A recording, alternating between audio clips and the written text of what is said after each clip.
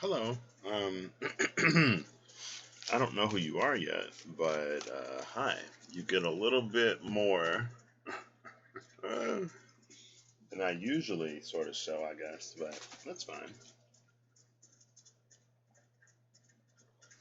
Also, I I'm eating some frosted animal cookies today,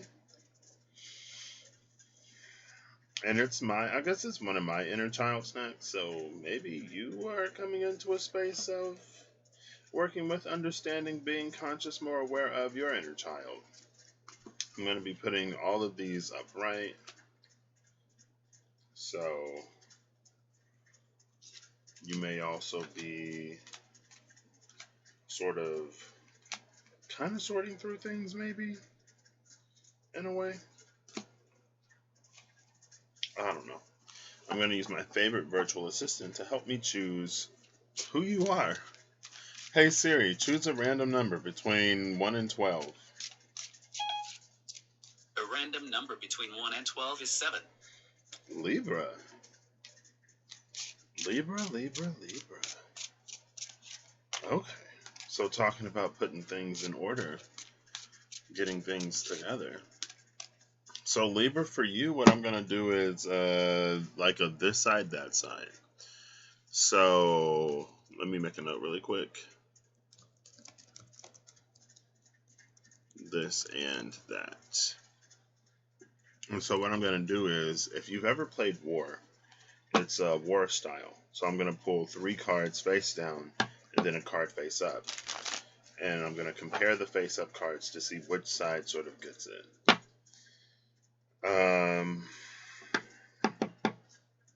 All majors hold the same value. Kings and queens hold the same value.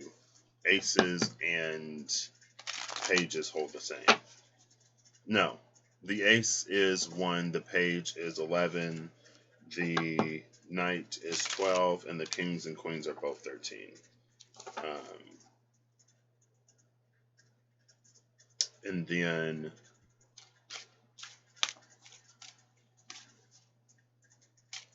actually, I might do it different.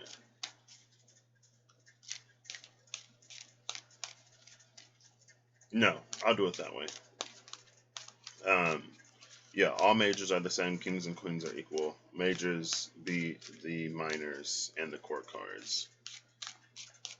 And then I look and see sort of like what energy is behind it. I think I'll do like 3 rounds. I'll pull from the top and the bottom of the deck.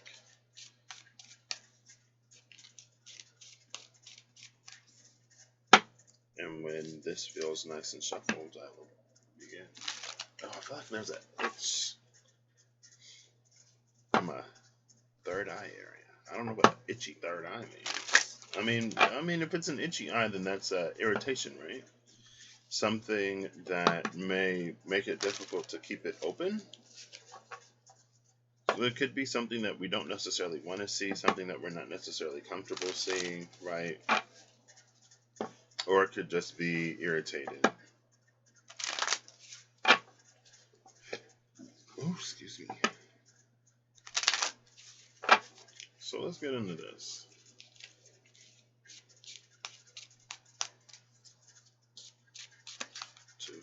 This will be the last one.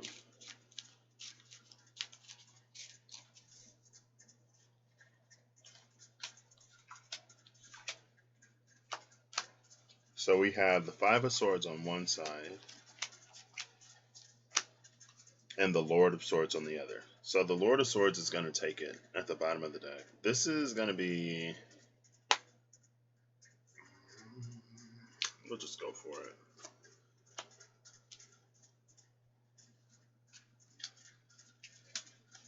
Put it up right for you. So I'll move this towards the top. And it's probably not going to be straight because it is a wider angle lens, and I probably have it positioned in a not great way, in a way that is not conducive.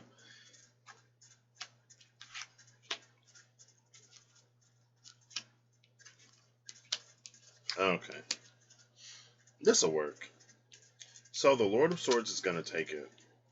This is interesting. So the Five of Swords, Libra, for me has been the space of us learning to navigate life without divine or angelic interference, right? Now, interference isn't necessarily the same as intervention, but it's a time for us to apply what it is that we've sort of discovered on the inside, right? As I reach for some animal. I think this one is a camel. Can you see it? There you go. I think this is a camel. Or is it a sheep? No, it looks like it has a hump. But the camel is laying down. Oh, I said it's a time for us to sort of use what's already inside of us, right? That's what the camel's about. You fill up, when you go on the station, the water is stored inside. The Lord of Swords, it feels like the divine, or your higher self, or your greater potential. It feels more like your higher self or your greater potential. And this is what you come into the space of discovering as you are practicing everything that you've been learning. Because it's almost like when the divine was more present or more interactive, then it kept you from doing some things that, it's like it kept you from discovering all of who you are. Because you just didn't have to, right? It's like if someone always does your laundry for you, then you never have to do your own laundry. And then so it could be like, you know how to do laundry in theory, but when it comes to actual practice, like how many clothes do you put in the washer, right? How much detergent do you use? How full do you fill it? What's the size of a load? Um, Things like that, right? And then when it comes to drying, it's like drying is typically easier, especially if you air dry it. But it's like the washing, right? It's not that difficult. You know how to do it in theory, but in practice, there are like subtleties that experience will help you to master. And that's what this is. So this side, bottom of the deck side, is going to take it with the Lord of Swords. So let's see what's backing this Five of Swords first. So you have the Ten of Swords, the Sun, and the Spirit of Wands. The Ten of Swords, the Sun, and the Spirit of Wands are backing this. This, honestly, this card, it reminds me of that cave that they talk about in like Lemuria, where it's like all of our memories from past lifetimes and things are stored, right? Like that's what this is reminding me of, the Spirit of Wands. The Spirit of Wands, it's the spirit of who you are. This is that, oh my gosh, Apple Bear. So I had to rewatch Reem's Roomraker video, Libra. Miss Reemy Healing's Roomraker, Apple Bear. And it was a 63.9. And it feels like the fruit of the tree of the Yggdrasil. The fruit of the Yggdrasil tree was Odin. When Odin was hanging from the tree, he was the tree's fruit. He went in lesser, he came out more. When he was ripe, he fell. He was released. Fully grown. And there's that seed imagery again, as far as that thing that's like inside of you.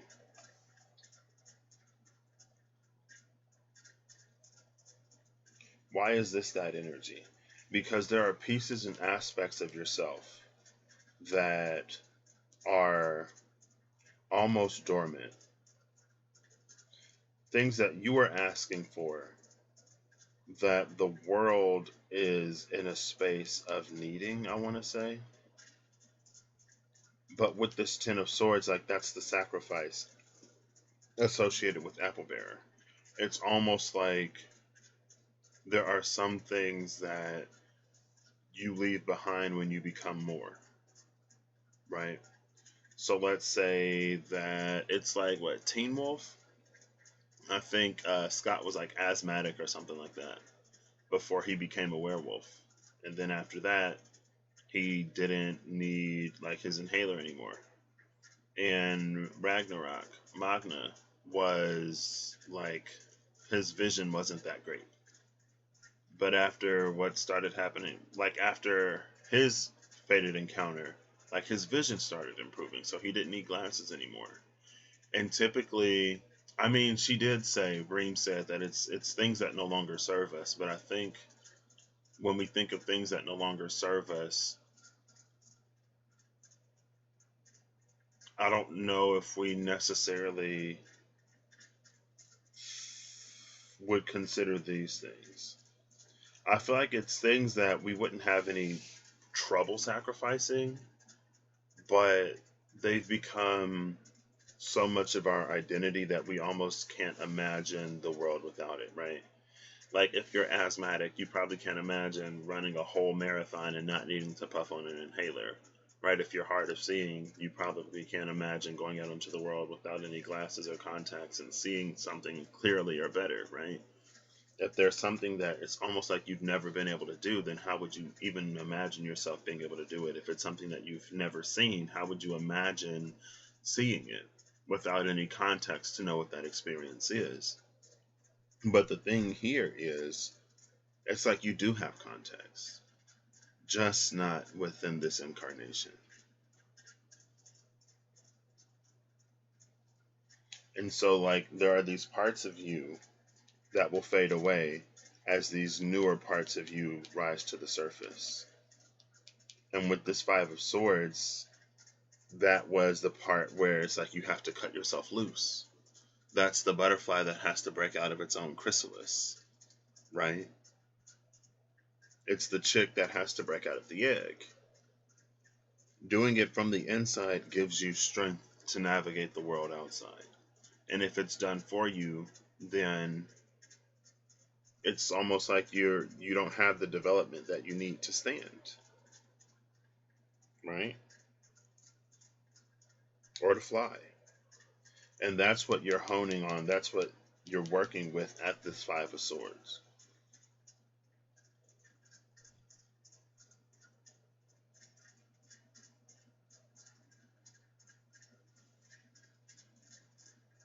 And it seems like the biggest challenge here is this Ten of Swords. And if you look, this pool above the bullhead and the Ten of Swords is the same as the mixed pool between the red and the blue, right? So there is a sun energy in here beyond this cave of awakening. The winds of change are blowing, and it is forming this, what, Triskelion energy? I don't know much about the Triskelion, but it's like either you allow the winds to blow this windmill and to open up this gate or this cave of light, or you resist it and nothing really changes. It does feel, though, that with this being something that you're breaking out of, eventually you will be free. Either you will free yourself or someone else will free you. It feels like it would serve you more to free yourself if you can. So backing this Lord of Swords, I want to work up to it. So the first card, the furthest out, is the Ouroboros, which is traditionally the Wheel of Fortune. But the Ouroboros in this deck, to me, speaks of ancient promises or ancient cycles. The Ouroboros actually recently came out in this deck,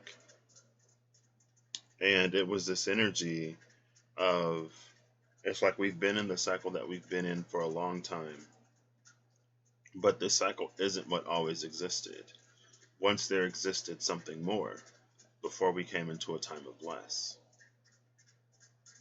And it's almost like we're doing the best we can with the resources that are available to us, or to the best of our knowledge how to utilize those resources. But it's like there's either something more that we could do, or there are more resources than we know we have available to us.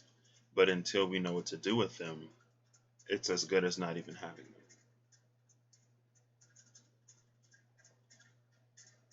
I feel like this is also the part of you that remembers. Next is judgment. Oh my gosh, look, XXX. 10, 10, 10 is 30. You can add tens. Cindy math.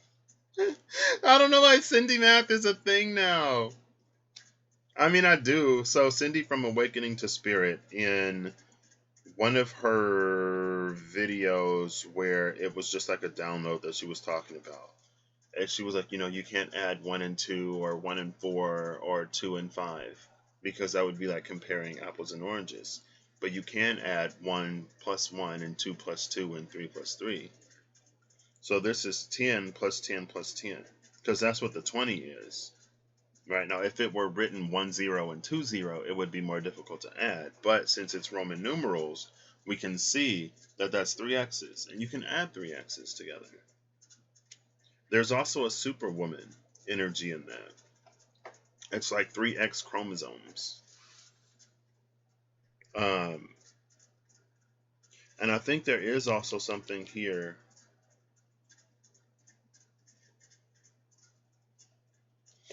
See, because these are all written out besides that, but that was covered, so we'll leave it covered. No, we won't. So we have 5 written out and 10 written out. And then there's XIX, which is 19. So there is a 10 and 19, but see, I think, and that's what this thing is. There's something in trying to add this 10 and this 19, even though 10 and 19 are different. But the frequency of 9 is completion. If you put anything into 9, it's going to give it back to you numerologically, right?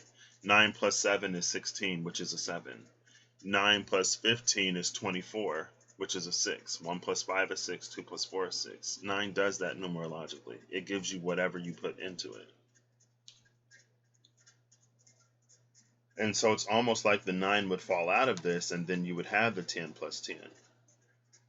Right? Because if you 19 numerologically, that's a 10. So you can do 10 plus 10 there. But it's like the difference between the Roman numerals and this, the written out number. It's like it complicates things where it doesn't need to be. But since they don't appear in the same format, you wouldn't necessarily think that you could use it. And I feel like that energy is in here as well.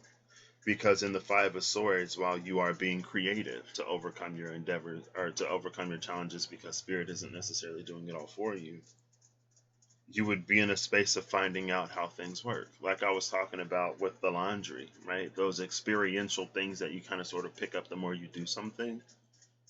It's like one day all of a sudden you would add a written out number in a Roman numeral and a number in a different language, and you would find that you can do 5 plus goal plus plus piat plus cinco, right? Because they're all 5, just in different languages. But it's like you wouldn't know that until you were almost scraping the bottom of the barrel trying to do something. Because it's almost like you have to exhaust all of your other resources, and then there's that energy of resources again. You have to exhaust all of your other resources before you seek out these options. And in that, there's something about the path of least resistance. As you do everything else, you become less and less and less resistant to the thing that you really don't want to do.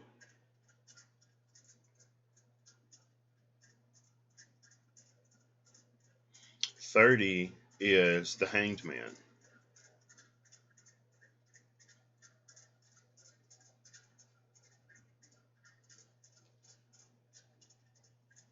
This is also interesting because in the Sun card, it's like these two pools are mixed, right? And in the Ten of Swords. But in the judgment card, it's like you separate it out into the fire. So here they're mixed. Here you have to like pull all of the red up on top of the blue to get the fire on top of the water. Now the fire on top of the water, oh, this is a lot. This might be it, Libra, because I'm already like 20 minutes into this. The fire on top of the water, that's the sacrifice. The water is like it's our lived experience. The fire is who we are on a soul level outside of the contextualized skills and gifts and abilities that we have, right? It's like you come in with a certain set of skills, gifts, abilities, then you live life. Like I said, these are the moments where we sort of need those things, so we find them. They become contextualized. They become linked to a certain emotion or a certain happening, an event, certain conditions that you experience that now you bring this gift to the forefront. But in this, it's almost like tapping into gifts that you don't necessarily have the trigger for. And the trigger isn't necessarily bad. It's just a trigger. It's something that causes something else to happen. It's the stimulus, right? It's like you get the response without the stimulus because you already have the response encoded within you in your fire and who you are on a soul level. And that's the thing about Apple Bearer. It's that it's like it reweaves our story in a way that brings those more soul level expressions to the forefront without those lived or emotional experiences. It's almost like it puts you in a space of your higher potential, which is why it requires sacrifice. Right? It's like if it was like an anime or something. It's like the time that it would take for you to train to reach a certain goal. We can give you that progress more immediately, but you're going to feel all of the pain that you would have felt had you gone through it. And that's the sacrifice. It's like the thing that there are certain things that I guess you can't escape when it comes to these.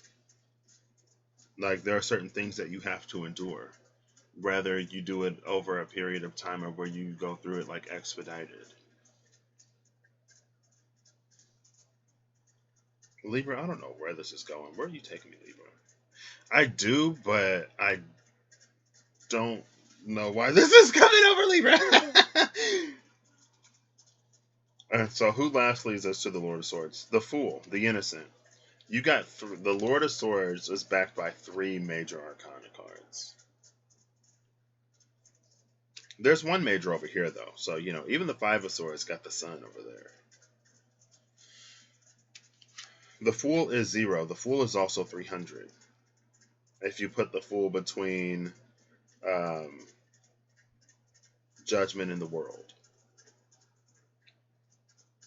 And this was a 30. And then there's the extra 0. So this puts us into 300. 0 is interesting because you can add it to anything and it doesn't change its value. So you can throw zeros like all over the place. Numerologically, it's the same, right? But if you are in, most numbering systems, if you put a 0 before something, it doesn't change the value, right? 0, 3 is the same as 3. 0, 0, 0, 0, 0, 0, 0, 0, 1, 0 is the same as 10. It's like 0 only elevates when it comes after a number. When it comes before a number, it has no real worth or value, right? Because it's the ones place, the tens place, the hundreds place, the thousands place, the 10,000s place, the 100,000s place, the millions place, the 10 millions place, the 100 millions place, the billions place. So if you have like 0 tens and 1 1, that's 1. If you have 0 100s, 1 10 and 0 1s, that's 0 1 0, it's a 10.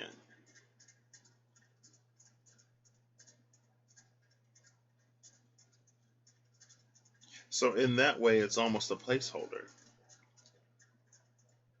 because we don't write out 1,000. Now, in some numbering systems, they do. But in like the alphanumeric whatever, since we can't just write 1 and like put it anywhere, then we put 1,000. So you know that you have 1,000. If you have 1,000, 2 100s, 5 10s, and 3 1s, that's 1253.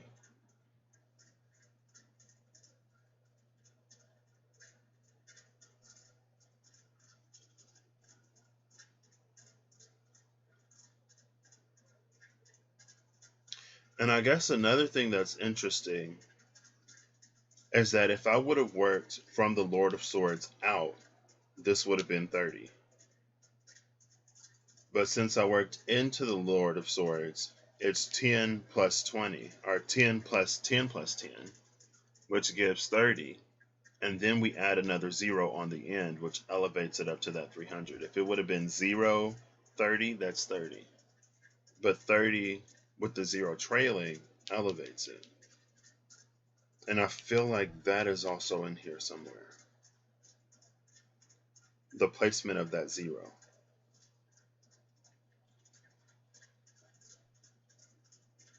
This is the innocent. The innocent is the fool. It's coming through as an almost tower energy, though.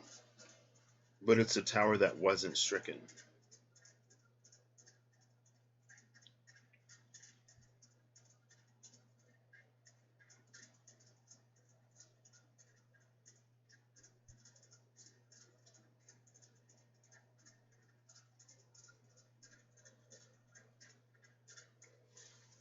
It feels like this Lord of Swords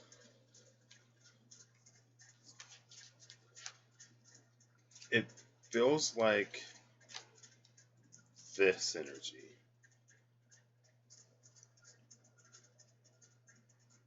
It feels like the Ouroboros and this red snake, in the space of judgment, they're being combined somehow. And that's why the top is like red and sort of like white, right? Or red and yellow, or whatever color this is.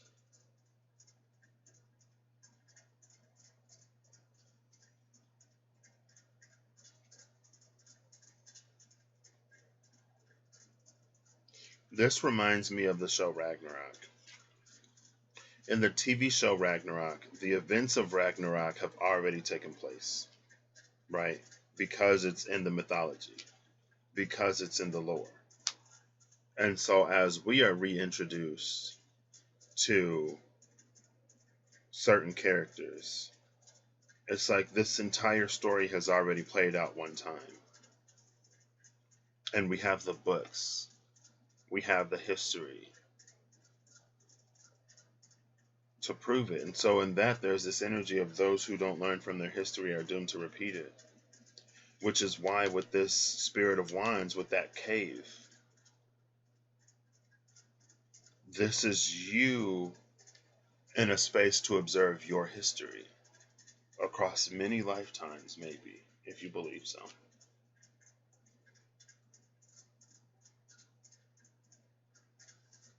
And it feels like maybe there was something that you were in the space of mastering or doing. But for some reason, it didn't work out at that time. It wasn't yet the time for that to work out, I guess. Or something like that. And so it's almost like it's a book that got put back on the shelf. Maybe it collected dust because you didn't use it for several lifetimes. Maybe it's a certain set of gifts, skills, abilities that you have but you don't use for whatever reason. I don't know, Libra. And that's why these children are fishing for it. As I reach back in here and feed my own inner child.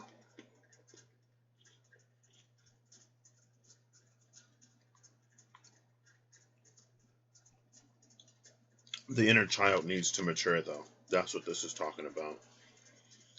Because it feels like the inner child would be too afraid of whatever this is to give it to you. Oh! Oh snap! Look, I just got an elephant. I just got a little white elephant. Shout out to Lord Ganesh. An elephant and half of an animal. It might be a pig. I don't know. I only got half of the animal to try to see what this is. That's not a pig. I don't know what that is. A camel and an elephant. Everything that you need is within you with that camel. The elephant is a card of overcoming card. It's an energy of overcoming obstacles, even the insurmountable.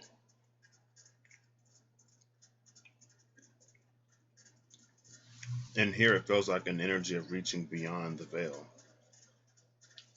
But your inner child needs to mature a little bit because of whatever reason why it's locked away or separate from you. It needs to be worked through before it can be reclaimed as yours. And maybe that's another energy here. It's like there's something deep within you, almost like something that you were created with. This Ouroboros is before the events in the Garden of Eden, where the snake was cursed to lose its legs, because this snake still has legs. And then there was this judgment, right? Something happened to take the legs away from the snake. That's why this snake doesn't have legs anymore. But it feels like this judgment is also the space of activating or reclaiming or finding whatever this thing is. And then being born anew. Again, it's like the Odin who went to the Yggdrasil is different than the Odin that walked away from it because of what he acquired there.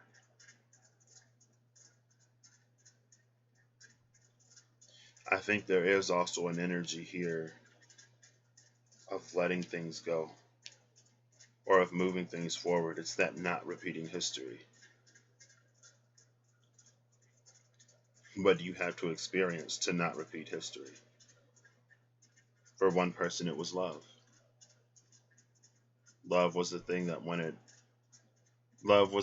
made him want to be better.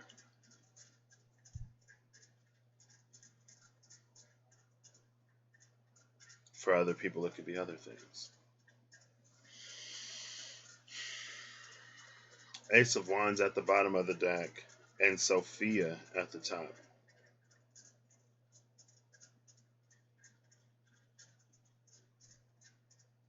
Is this a Lilith energy?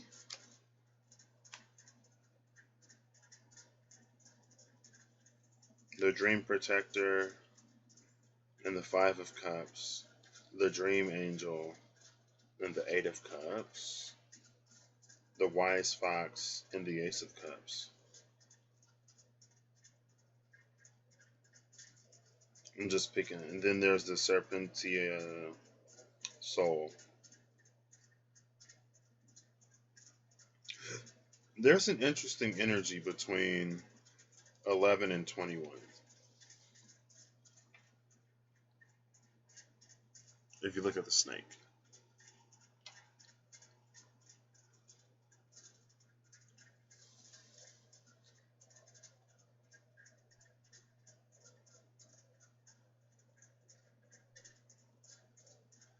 It feels like that's the reason why when Eve ate the fruit of the tree of the knowledge of good and evil, nothing happened. But when Adam ate it, that's when everything fell apart.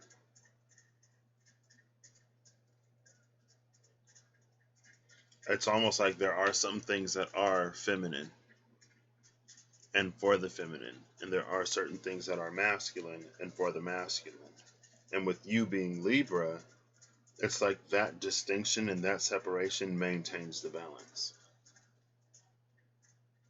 And it's not that the masculine can't dip into the feminine, but if the masculine dips into the feminine, then the feminine also has to dip into the masculine to maintain that balance.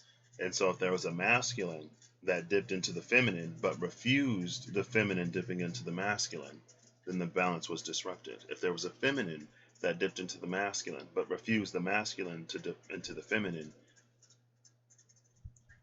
it disrupted that balance.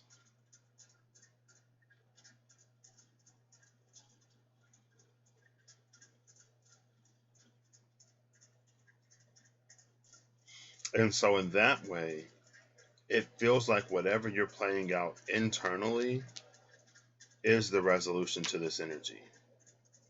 However you grow in this incarnation, in this experience, in this lifetime, in these now moments, it prepares you to not make the same mistakes, or to not repeat history, or to do something differently.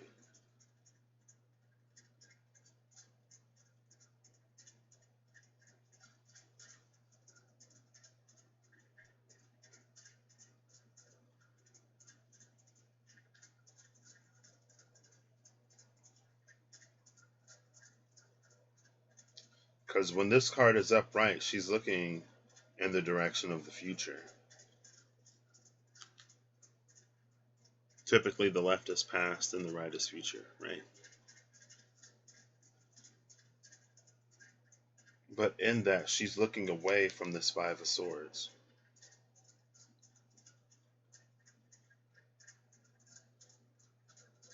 And so, in that, there's this energy of not taking things so personally. The challenges, the difficulties in your life, some of the challenges and difficulties in your life, it's like they're there simply to make you more. They're there for the overcoming. They're not there to knock you down or anything like that, even though they may, because they're challenges and difficulties, right? But it's not personal, right? Just like it's not personal that a butterfly is trapped in a cocoon before it emerges. For it's the breaking of the cocoon that gives the butterfly the strength to fly. It's not personal, it's just what needed to be overcome to claim the life that lied beyond, the life of a caterpillar.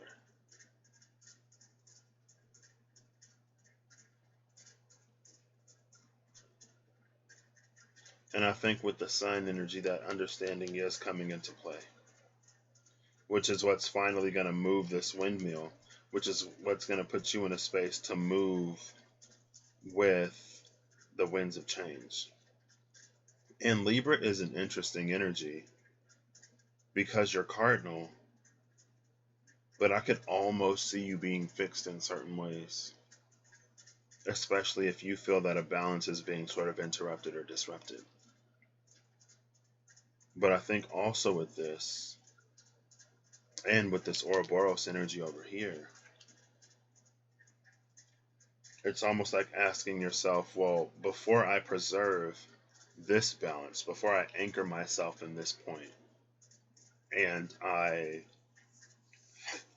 set equilibrium here, like before you do all that, maybe ask yourself if you're in a balanced position to begin with. Before you maintain that balance, ask yourself if you're in a balanced position. Because maybe in your past, you might have found yourself sort of maintaining things that weren't really to your benefit.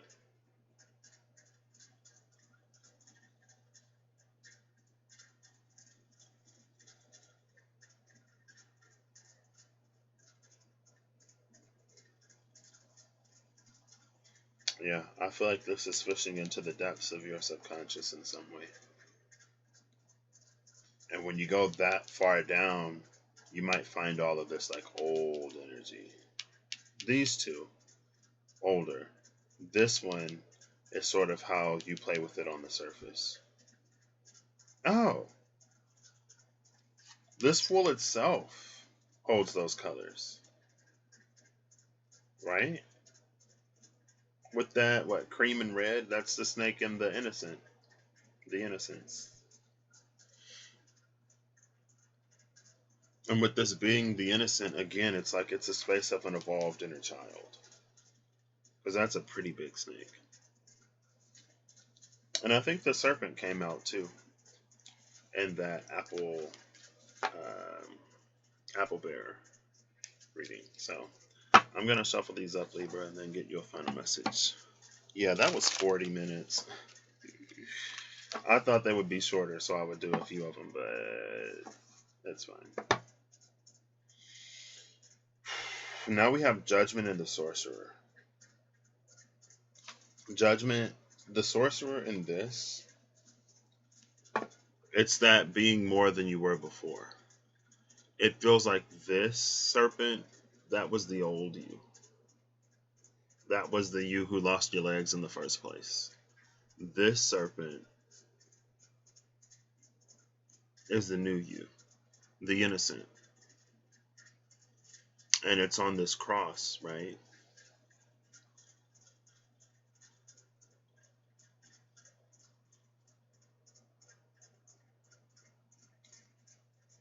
There's this energy here. Oh, I don't want to get reversals. Hold up, wait. I'm trying not to. Okay, yeah, I'm trying not to reverse these. Yes, okay, nice. There's this energy here that's like. Oh, I think I lost it. No, there's this energy here where it's like if you aren't who you were, then you don't need to suffer the same consequences. You don't need to have the same fears. So if there is a part of you that remembers, then know that you're different this time. And to ensure that you're different, just be more rooted and grounded in love and compassion and stuff like that, right?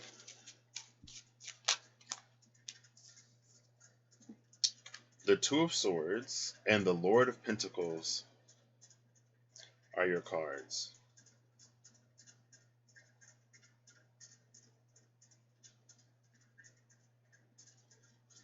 So there's a sea serpent here on this mountain.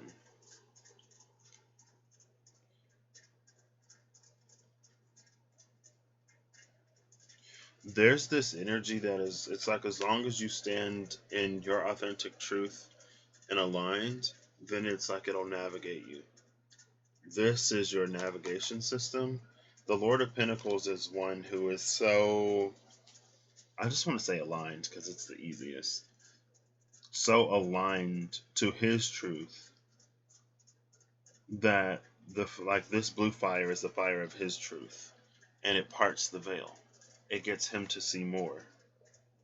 And then this is navigating those realms, trying to reach this ultimate sort of like unknown, unknowable point, or the truth, the depths of who you are, right? But there is this sort of sea serpent guardian here. But the guardian is a friend.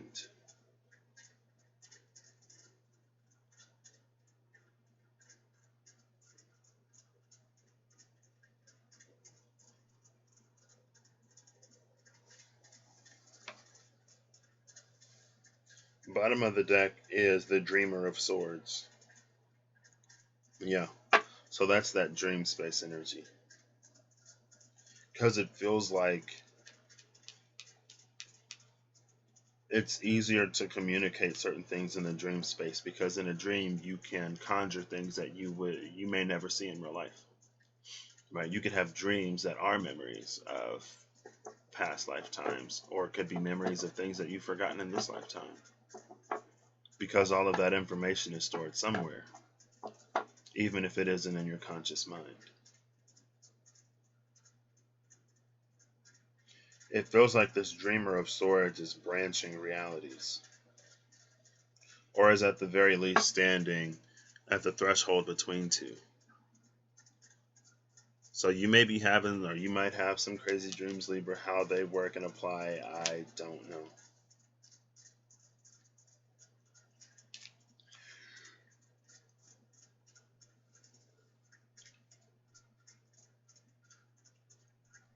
See, the red is the space of the parted veil. The red is that which exists beyond the veil. And the airplane is red. So again, it's like the Lord of Pentacles is the one sitting in the cockpit. It's almost like the plane will navigate itself. You just have to Stand in your truth. And the rest will sort of unfold almost naturally. So, Libra, maybe I should have expected something about this much when I decided to use the Mystical Dreams Tarot. I was going to use the Pride Tarot, but I have to move the Mystical Dreams Tarot to get to the Pride Tarot. And I was like, oh, this feels like it. What all of this is, I don't know. Take it as it resonates, right? But I hope you have a good whatever whenever you see this, Libra, and I hope you're acting in alignment to make all that you wish to experience your reality. When you're presented with challenge, Libra, I hope you aren't afraid to rise. Because in that, you discover more of who you are and what you're truly capable of. You come into the space of realizing and actualizing even more of your potential. And according to this, you got a lot of it. So, all the best.